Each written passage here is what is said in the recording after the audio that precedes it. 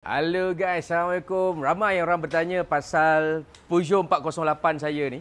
So, biasalah kereta yang dah lama apa semua kan.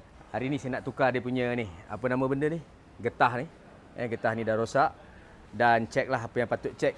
So, basically kereta ni anak saya pakai dekat universiti kan. So, kalau korang nak repair Peugeot, apa-apa model, korang boleh datang dekat Bros Auto. Ni dia punya owner dia, Mr. Ken kita. Alright, so kalau setiap kali saya nak repair kereta Peugeot, memang saya akan hantar ke sini lah, dekat Petaling Jaya ni. Kalau korang tengok pokok Christmas dah keluar tu, bawa je ke sini. Pandailah dia pergi settle kan. Kalau korang nak upgrade korang punya engine pun, dekat sini. Kat sinilah saya upgrade engine Peugeot saya, upgrade turbo. Lepas tu kita buat full overhaul apa semua. And then this car is still for me best sedan untuk 1.6cc. Power dia pun not bad, keluasan dia, keselesaan dia. Sayang, tapi kita ni kita bagi kat anak lah. Kita dah tukar kereta lain. So kalau korang nak part-part spare part Lotus pula.